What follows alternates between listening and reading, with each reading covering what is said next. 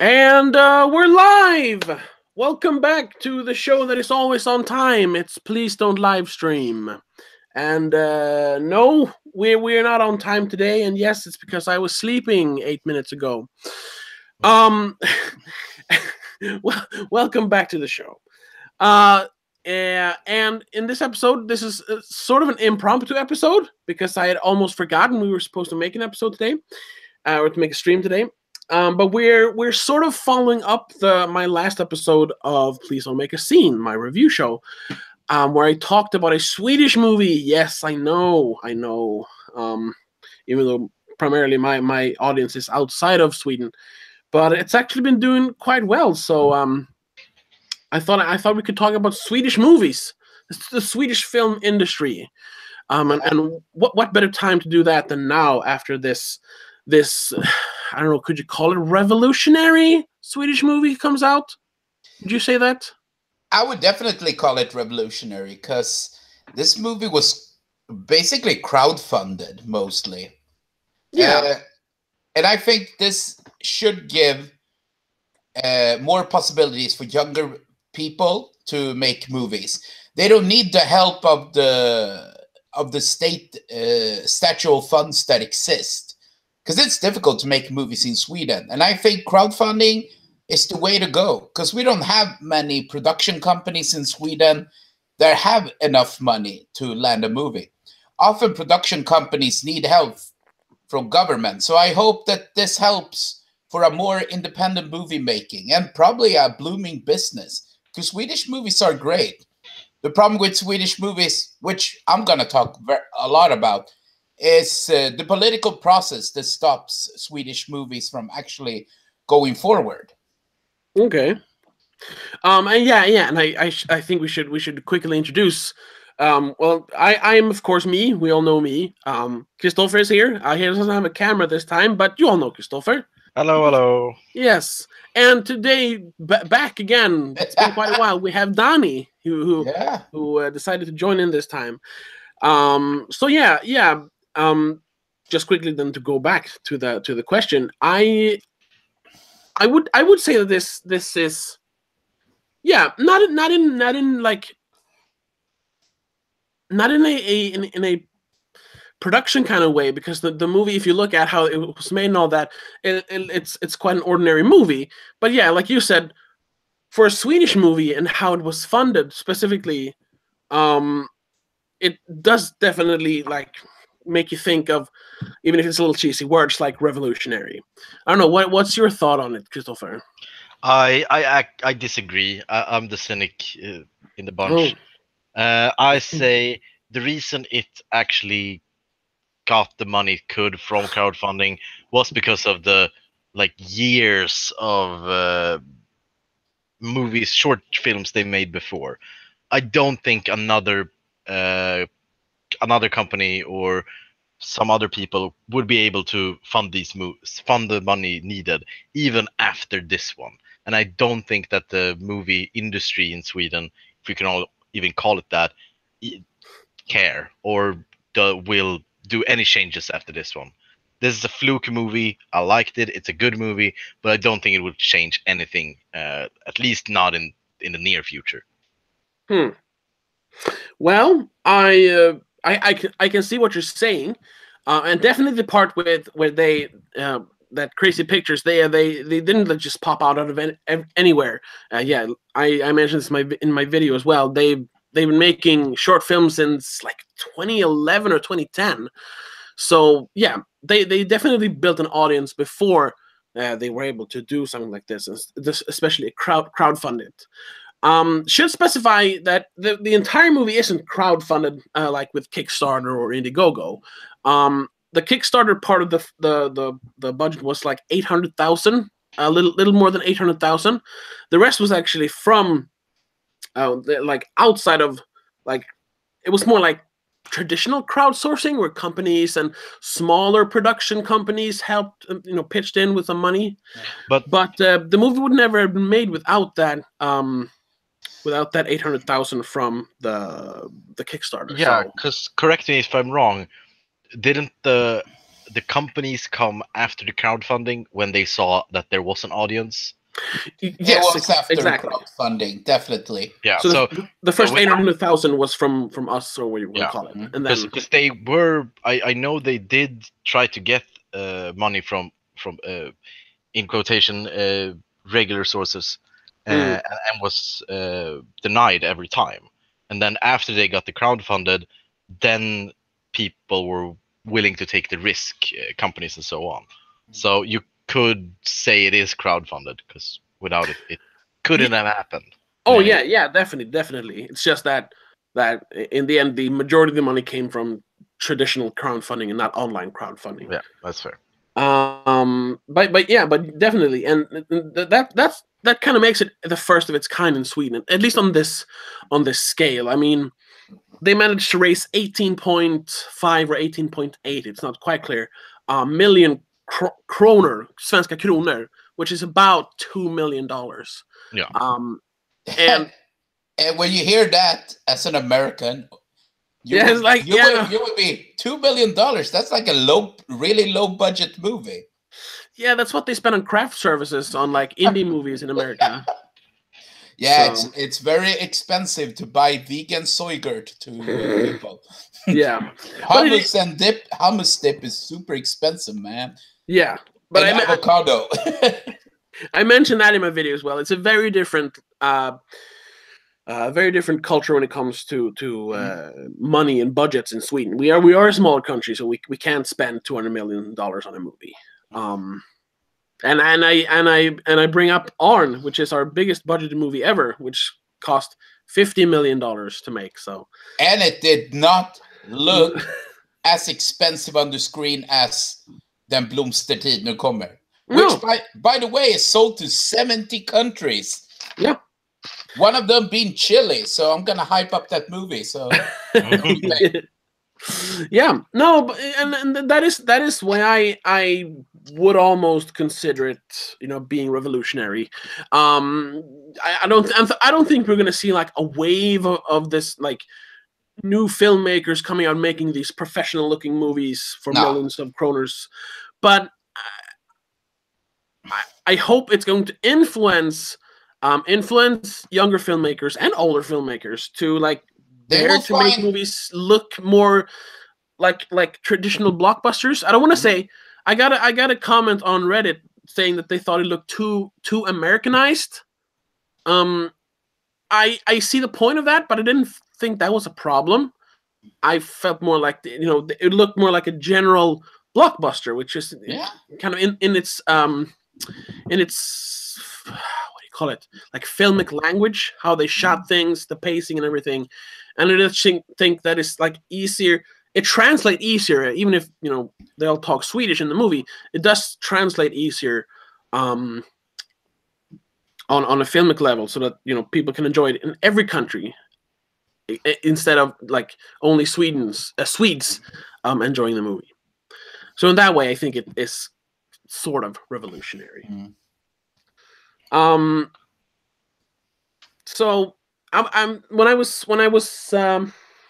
making my video, I tried to rack my brain after other movies that kind of did the same thing, and the only thing that I could find, or the only movies I could find, was Arn and Storm, because that they kind of look like traditional blockbusters. But is there any other movie in the history of Swedish movies that kind of broke this the Swedish barrier, if you will, and just looked like a movie instead of a Swedish movie? Well, there are a few, but most of them put in like a lot of effort to make it feel Swedish, even though it shouldn't. Like, for example, Let the Right One In, the Swedish version. That has the production value of a blockbuster, and but they put so much effort to make it look Swedish. Yeah, we have a lot of those movies. Also, like the what is the girl with dragon tattoo? Yeah, the Swedish. Yeah, the Swedish version. Yeah, it's the same there. Like it could be an international blockbuster, but they put in effort to make it look Swedish. Yeah, And I think that's some kind of pride, like some kind of Swedish pride, because both Storm and blomstertid, kommer did that too. They also put in like hyped up the Swedish, like it's set in midsummer with the midsummer festivities, and yeah. they put it in there for a reason. Oh, of course. Like you wanna rep like the Swedish themes and everything. Yeah. But I'm thinking more in like how the movie was made and how the look of the movie, on a technical level, how that feels more like a general, blockbuster, a more like international kind of movie. Because just thinking about it, when you mention the girl with the dragon tattoo, there is a great, I wouldn't say it's a very unfair comparison between David Fincher's version of the movie and the original version of the movie, and it just the David Fincher's version just looks so much better, because it doesn't really adhere to, even though that movie tries to be very Swedish, those aspects of that movie is just weird.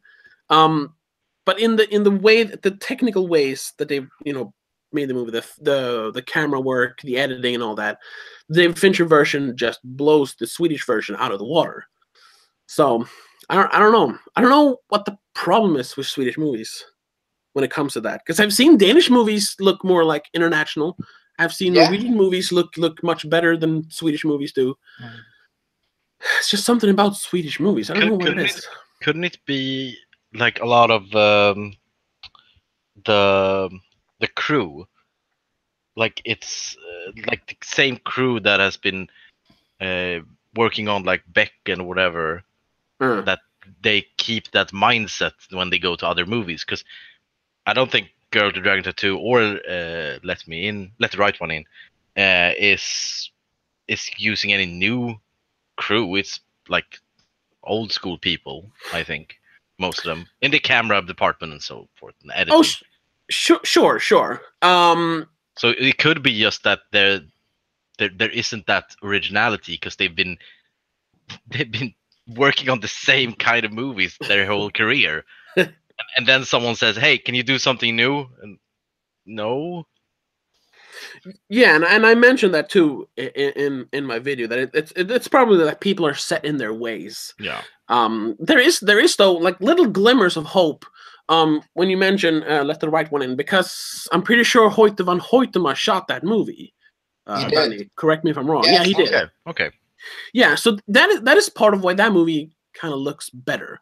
They used a whole different production team. For example, their editor, Johan Söderberg, he's worked a lot with music editing, and he was in the group Lucky People Center. A whole nother different kind of editor, because otherwise you have the same 10 editors that share all the movie credits every flipping year. But they had new people, and I think that's why, for example, Let the Right One In does look a little bit more specific. Same thing with certain directors, and they will usually have their same crew. The problem is that most Swedish movies, they're hired by the Swedish Film Institute. Some of them, so they're contracted like basically every movie. So it's difficult to try and have different mindsets for 10 different movies. Because Swedish movies look so much like TV movies sometimes when I see them. Exactly. Yes, we tend to focus a lot more on television than cinema, and specifically the 90s. That look of TV movie, all movies look like they were shot with Betacams.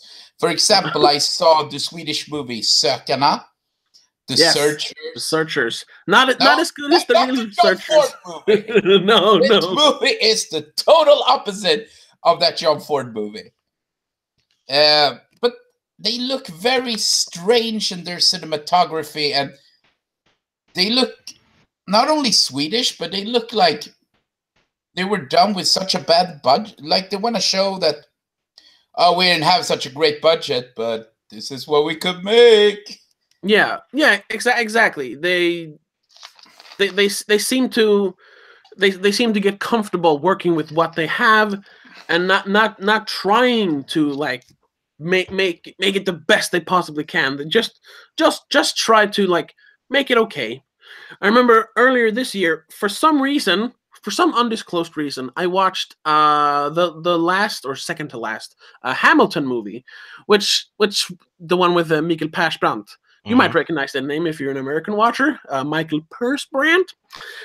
Anyway, um, and that movie starts out sort of wanting to be more of an international movie, not only because it takes place in outside of Sweden, but no, in its editing, in its pacing, in its camera work and all that. But it very quickly like settles into just looking like a typical cop show from Sweden. And I don't know, like yeah, the directors and film crew just feels more comfortable doing the same old thing over and over again. Yeah, That's kind of the feeling I get. yeah, because we don't have that many production companies that don't go through a Swedish Film Institute and so on. Yeah. There isn't any, not much. It's hard to get new blood into the film industry at all. And Yes. because we have the same people doing all the movies, of course they are going to look the same. And there's not much we can do about it until something like Crazy Pictures comes from nowhere and says, "No, we're going to do all the things." And yeah, they hired some old people. Well, what do you say? Experienced people, but Yes. mostly it was their creative control through the whole Yeah. movie.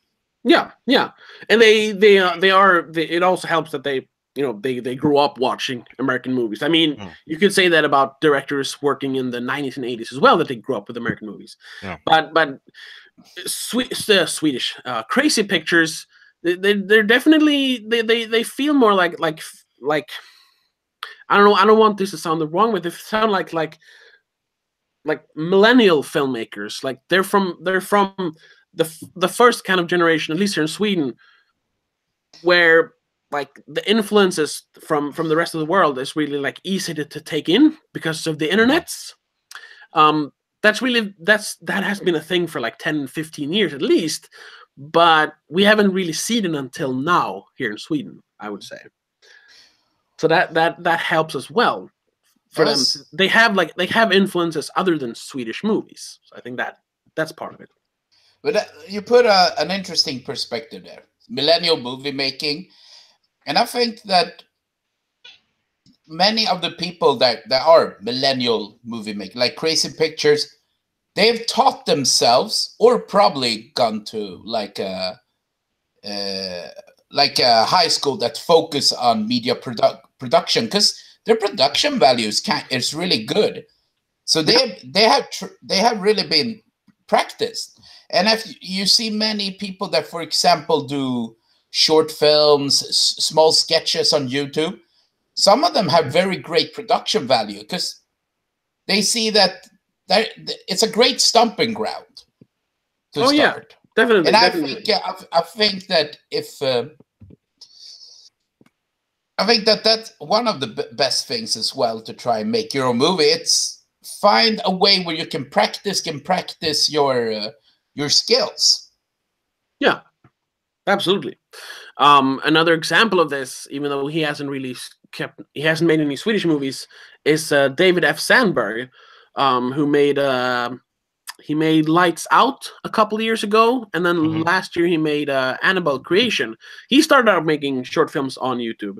Unfortunately, his short films on YouTube are better than his Hollywood horror movies, but still, that is like the only other example I can think of when it comes to Swedish filmmakers that actually took their YouTube stuff serious enough that they wouldn't make actual movies based on the experiences they had on YouTube. I don't know. Have you seen any of his shorts on YouTube? No. No. They're pretty good actually. You should check him out. His channel is Pony Smasher, so I think it's still up. Anyway, so yeah, maybe just to reiterate a little bit, maybe we won't see like hundreds of new filmmakers starting to make like really good looking movies in Sweden again, now. But I do hope this inspires people to start at least trying to make movies look good in Swedish. They only needed 4 directors in the 60s to make the French New Wave. And those 4 directors paved the way for 50, 60 different French directors. Yeah. And also another thing, like budget isn't really a problem anymore. Like this movie cost less than a regular Swedish movie costs. And it looks much better than like most of the Swedish movies that's come out the last 10 years. So there's not really like, oh, we don't have the money to make an action thriller or well, maybe not a sci-fi movie, but stuff like that. But no, all it takes is some creativity, and I think that's what's lacking the most in Sweden, really.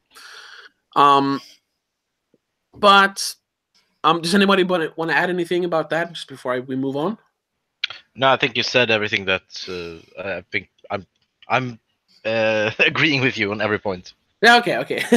Yeah, because I thought we shouldn't shit on Sweden too much. Because I wouldn't say we are the flipping country of Ingmar Bergman, yes, exactly. and Widerberg. Like if you see Sight and Sounds, usually their their list of best movies ever, Bergman hits high points on many of his movies. Yeah, and then that's kind of what I wanted to get to. Even if they might look and feel a bit Swedish, there are definitely good Swedish movies out there. And so I just wanted to quickly, like, do you have any, other than the blomstertid and kommer, of course, do you have any other like favorite Swedish movies that you've seen? Because I have a few actually. Oh, I have loads. Are we talking about since the inception of Swedish movie industry or lately?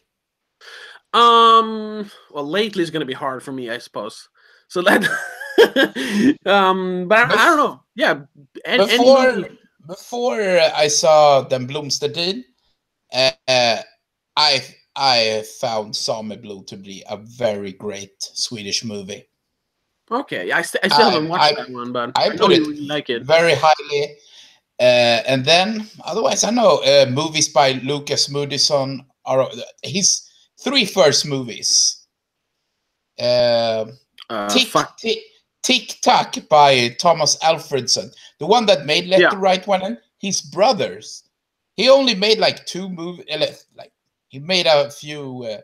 He made the sequence to Go with Dragon 2, but Tick Tack, his ensemble piece about 4 different stories that intertwine, I still find that to be one of the more exciting Swedish movies that was made in the 90s, and the production value is kind of okay in it.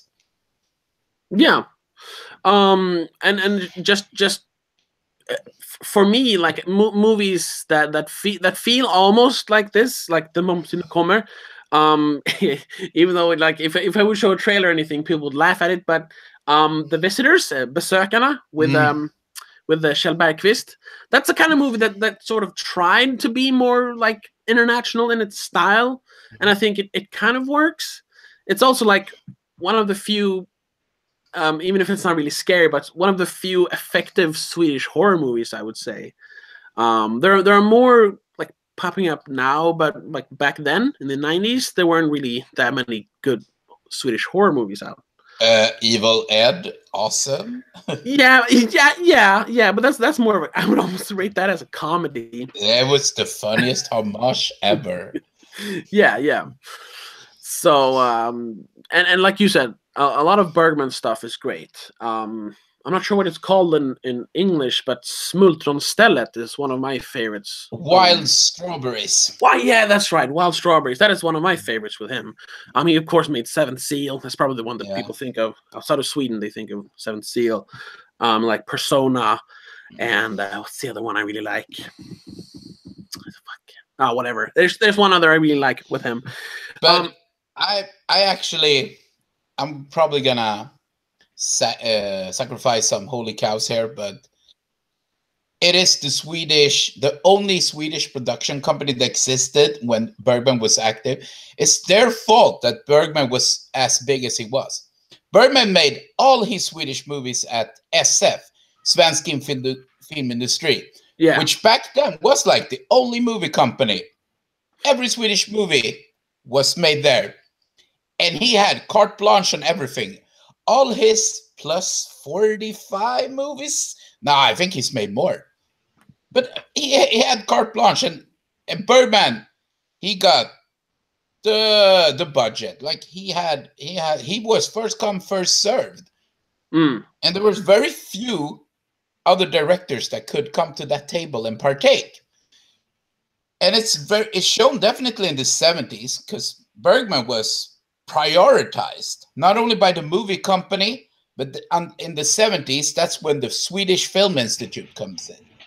Because in Sweden, we don't have many commercial interests that can bring in money to us. No. So we have what's called filmkonsulenter. So they're like advisors hired by the Swedish Film Institute, which is a branch of government in Sweden.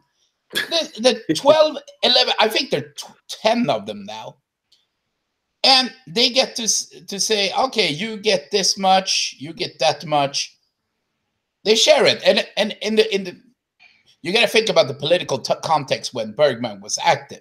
The Social Democrats had the power in Sweden till the 70s. I know it's getting to a boring lesson, but let me get to the point.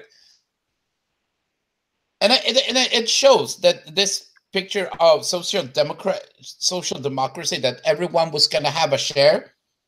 But remember, Bergman always got the biggest share. He was their biggest moneymaker. He was making Sweden to become huge internationally. And then you had some other directors, Bo Widerberg and Arne Sucksdorf. But Bergman was dominant. So in the 70s, when Bergman's movies became more and more expensive, Cries and Whispers was really expensive. So most of the budget went to Bergman. Then the film advisors, they had very little money to give to the movies. And so I would say in point, the biggest problem with the Swedish movie industry is they put so much focus just on one director.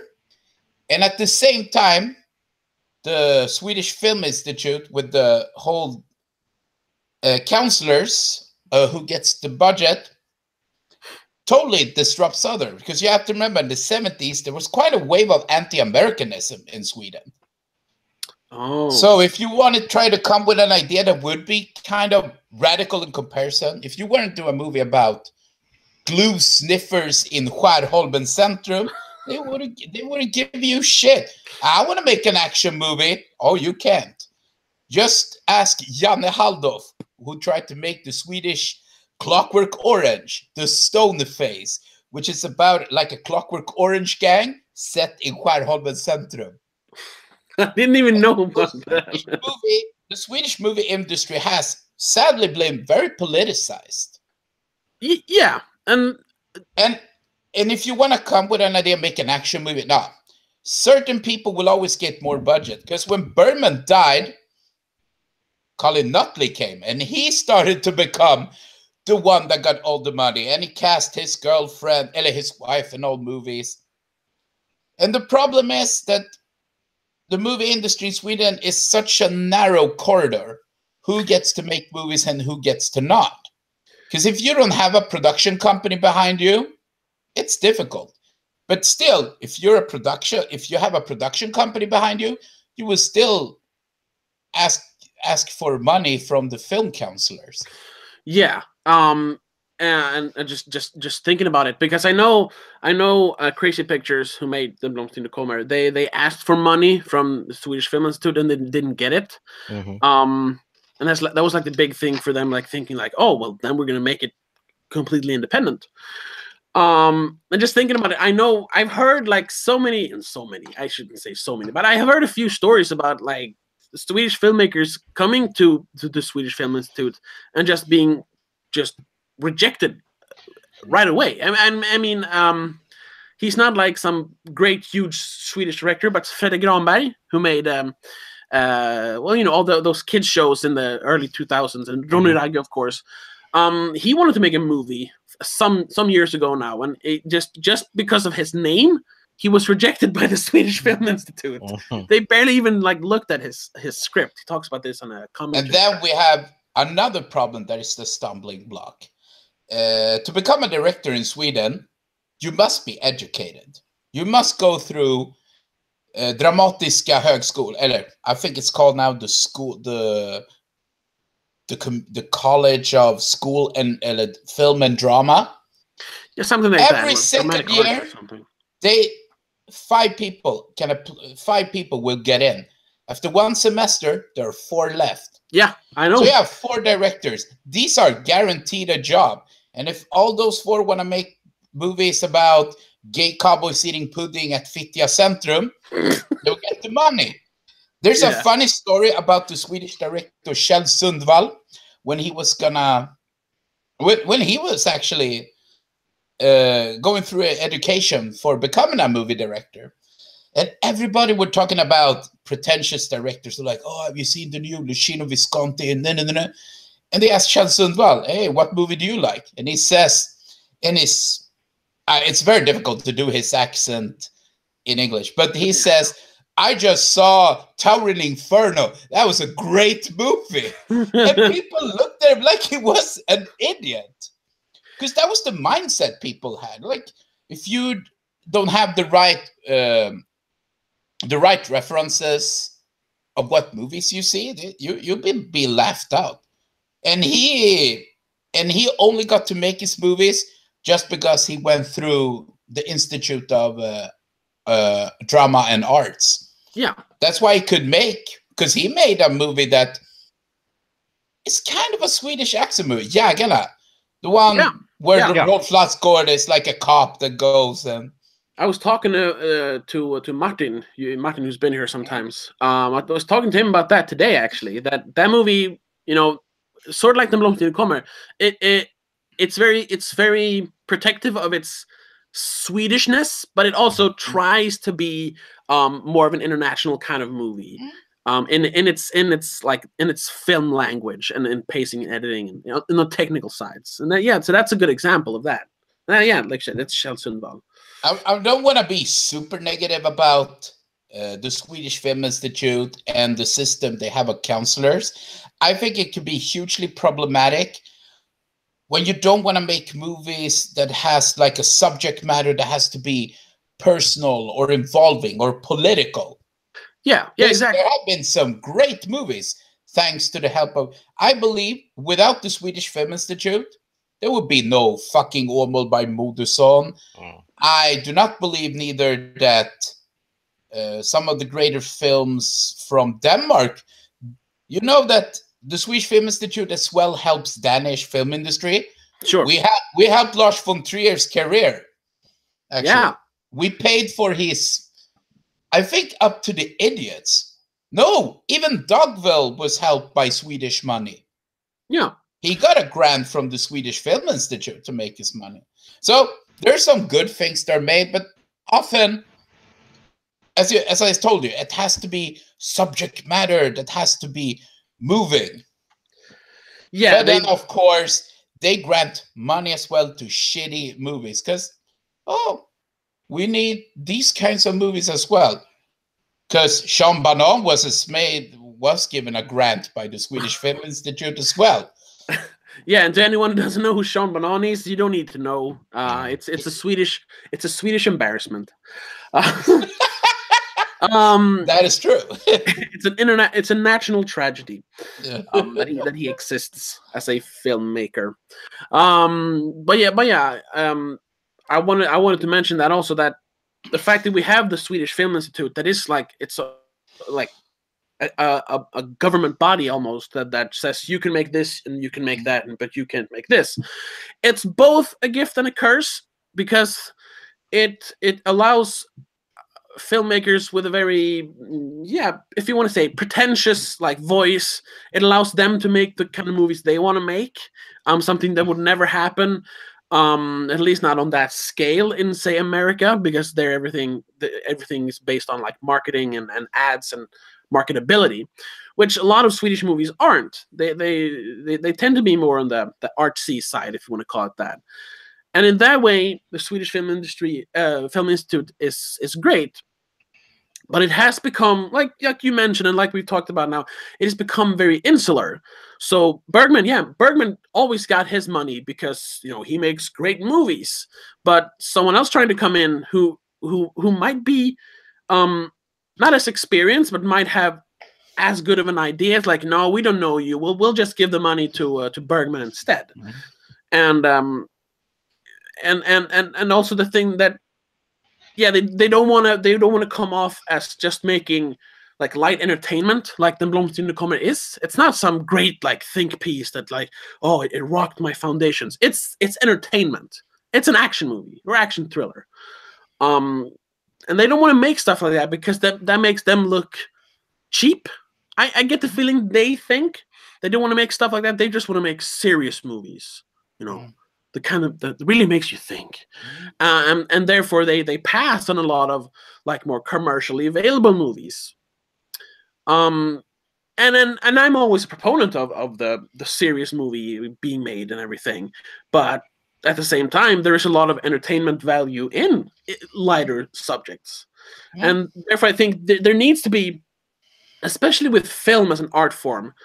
That's what I wanted to say. They take the art form of film too serious, because books and paintings and even music to some extent is I want to choose my words wisely here. It's valued as higher art.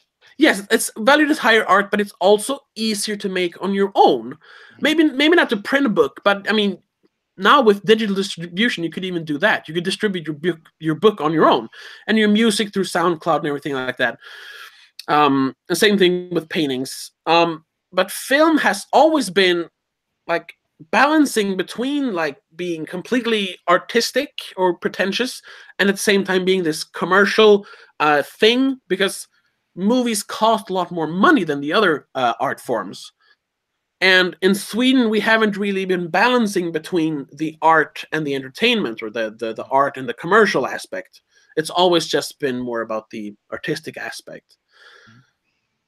And I think that Den blomstertid kommer does make a better job of balancing between there. Because, yeah, like we said, it's been sold to, I don't know, how many countries did you say? 70? 70 countries. Yeah. And that's without any support from the North government. Korea. No, not North Korea, obviously. So, I think in that way too, that it manages to balance that act. I wonder if Russia is buying it. I don't know. I know a few. Maybe that was a subtle hint. Oh, I didn't even. Yeah. Oh, yeah. Oh, I almost started spoiling stuff. Yeah. But we'll see. Who knows? But yeah, this I lost my train of thought now. I don't know if Russia's gonna buy it. No. But yeah, so I think that is also part of the revolutionary aspect, of Den blomstertid kommer. Where were we? Yeah. And it also has this, just why I think I sort of liked it as well. It's gonna be sort of hard to compare it, but I saw this almost like how Sam Raimi got his start. He's been a big influence on me, even though I haven't really made that many movies, but because he started out making like independent movies, but they were for pure entertainment. He didn't try to like tell a great story, tell an important story, or anything like that. He just raised the money he needed to make an entertaining horror movie. He made Evil Dead. It was technically his first movie. And I get the same kind of feeling here, because he was educated. He went to like film school, which no one in Crazy Pictures did. Beyond like high school, none of them have studied film. just that aspect in Sweden, yeah, like you said, through the Swedish Film Institute, they would have never gotten any money because they are not educated in film. But obviously that doesn't matter if you look at the movie. But it's the same thing. Like they just like Sam Raimi, they wanted to make a movie, and they found the means to make it. They found the money without going through the system, if you will. So in that way, I got that like the creative flair that you feel or you see when you watch the Evil Dead movies, especially the first one. So that's also part of why I really like it, and I think that is something that younger filmmakers. I follow a few younger Swedish filmmakers like on Instagram and Twitter. It is definitely something they should look at, because sure, you need an established audience to begin with, but this proves that you can make a good-looking movie without going through the government and the system here in Sweden. So that's part of why I really like this movie, and why I see it as a new era of Swedish filmmaking. I don't know. Anything to add? No. I haven't had much to add at all. I think you two covered most of the things. Yeah, it's a good thing we had Danny here, because I don't know that much about Swedish movies, but you definitely came with the history stuff. The Swedish Film Institute has always fascinated me because it's such a strange institution. They preserve movies, but they as well get to decide who gets the money. I know that it is a part of the social democratic thought, because Swedish Film Institute was created during the government of Olof Palme around the 67, 68, because it was Harry Schein who was he was a business magnate, and then he just decided, I want to create a place where we can like create higher production value movies. And he was good friends with Bergman, and Roy Andersson hated his guts. You can see this in the documentary Citizen Shine, where Roy Andersson explains that Harry Schein was kind of like an asshole. And Harry Schein put like a framework of, this is the kind of movies that we're gonna give money to. And then in the 80s, they started to loosen that framework. Started to give more grants to movies that were commercial. For example, like Sällskapsresan, the Swedish comedy about tourism. Yeah. A very typical Swedish movie. I think it would be very difficult to release it outside of Sweden, because yes, exactly. It's not very marketable outside of Sweden. I think England could work, because they know how charter tourism. It could probably go home in England, because they are big charter tourists that go to Majorca and no, not really Majorca. They're banned from Magaluf, kind of. That's another story. But they go to South Europe. But in the 80s, they started to loosen up, and then more commercially viable movies got a grant, but they had to finance the movie themselves for most of it. Yeah. Because then more film companies were starting up. We have a few, because not only SF is the only movie company, we have Memphis Film, we had Sandra Sonet Film. Yeah, I think SF bought everything from Sonet Film. We have Tre Vänner that made the Snabba Cash movies. Yeah, they make some pretty good looking movies. Yeah, so there is. Definitely there is. But it was built up till after the 80s. Yeah. And now the Swedish Film Institute is more. It's not more the preserving Swedish culture movement. It's become a little political movement. I don't know if you're familiar, but the Swedish Film Institute, they went out to say they were not going to grant any movies of any male directors. Oh yeah, I heard about that. Because they wanted that more female directors. I understand the thought that we need. I understand the thought. Sure. That we need to make female directors. They should get a grant. They should get a help, but it should not be on the condition that we're only gonna give movies to women. No, yeah, exactly. That's I think it's part of unfair. the political movement. I think it's an unfair problem because there's tons of directors that are men and men in of different ethnic groups. For example, oh, what's the name of this Turkish director that made Måste Git? If you haven't seen that movie, I can recommend it. It's pretty. I haven't seen it, but I know about it. It's charming, and I think that movie got a very little grant from the Swedish, from the Film Institute. So I think that the Swedish Film Institute, I think their role of giving grants, I think it would be diminished. Here is Danny getting political. If the right-wing parties win, they want to cut benefits and grants. I think they're gonna, one of those things is gonna minimize the grants from the Swedish Film Institute. Yeah, and that could be either two ways. The Swedish film industry could really get lowered down because there will be no money, or the commercial actors will step in with more money. Yeah. Because not only do we have film companies now, we have as well television networks trying to make series and probably movies. Netflix does movies, and they're gonna start doing a Swedish TV show, and I think soon they're gonna make Swedish movies as well. Yeah, I mean, just this year or late last year, they made a Danish show on Netflix that looks really good. I haven't watched much of it, but the Rain. Neither have I. Yeah, but I mean, it still looks good.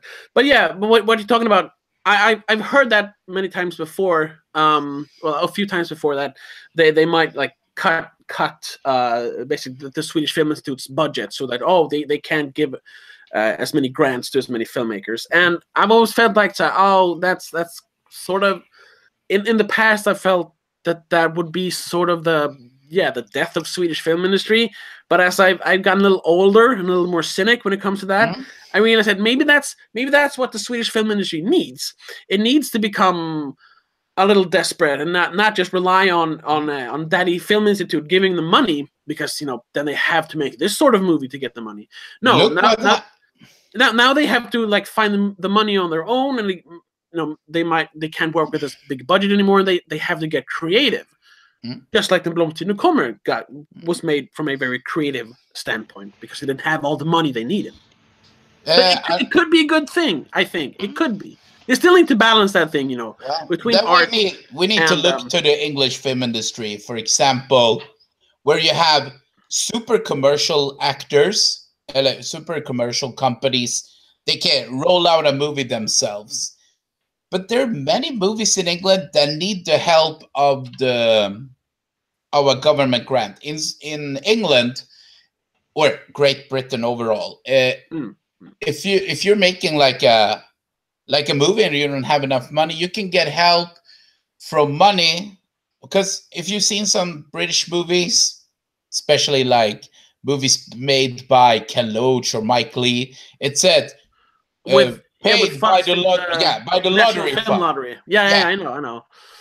And that, they pay, people's addiction pay for certain British movies. Yeah, I think it would be hilarious if Trainspotting was paid by lottery movies. One addiction pays the other addiction. Yeah, and I know that, I don't know which political party has mentioned it, but has mentioned it as maybe this could be a way to pay for Swedish movies, like, because Svenska Spel, the government-owned big company. It's so much that's government owned in Sweden. Yeah, it's weird. Yeah. As well in England, I think. Yeah, sure. Basically, all lottery is owned and controlled by the government. It's very interesting because there are companies, but they have to go through the framework of the Lottery Commission. Yeah, it is hilarious, but at the same time, American money funds a lot of British movies as well. Well, King's Speech was most of the money there came from the Weinstein Company. Oh, that's true. That's true. Yeah. Yeah. Well, that's a smaller production company can fund an entire British movie. A smaller American production company can fund.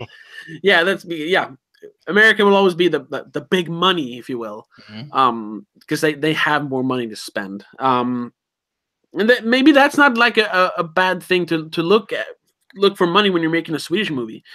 But then like I mentioned before, we have kind of, when it comes to balancing commercial with art or commerce with art, we have kind of started to swing back to the, like, Swedish movies have been more on the artful side, and now if they start cutting budgets and all that, we might have to get into more of the commercial stuff, which in itself is not a bad thing, but we still need to keep that balance going then, so it doesn't tip over to the other side. Artistic movies, if the funding for the Swedish Film Institute will be completely eradicated, then movies that want to say something more cultural or more pretentious, they will have to find other ways.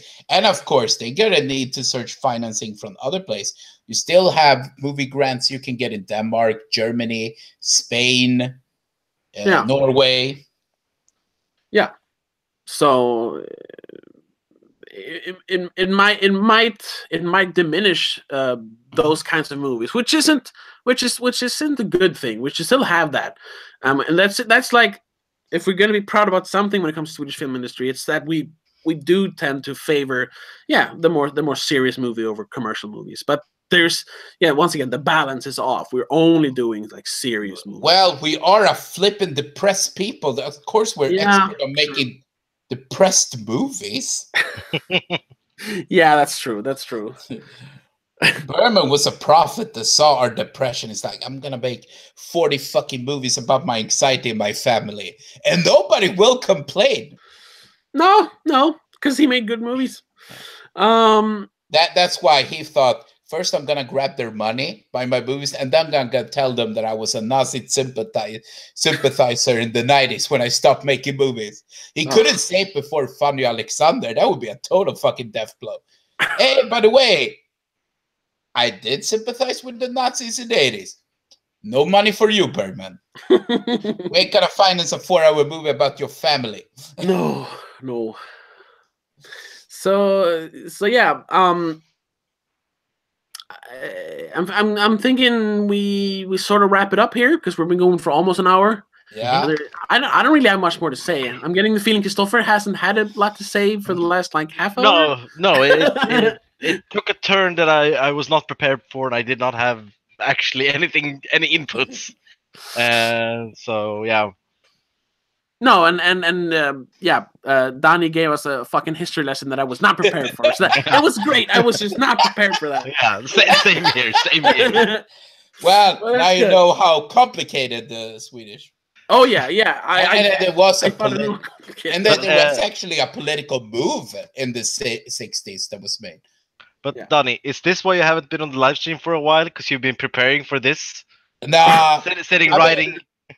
I've been watching a lot of Arrow video releases on Blu-ray and DVD, and worked a lot. So when I come home at 8, I am so tired.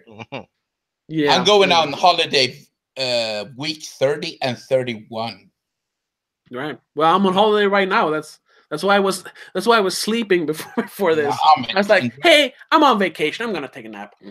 How long you're in vacation for? Only a couple of weeks. I've had 1 week now. I have the next week. I'm going to see Christopher, actually. Yeah. You're getting a little inside information here. But yeah. To bring it all back. I understand your cynicism, Christopher. Yeah. Definitely.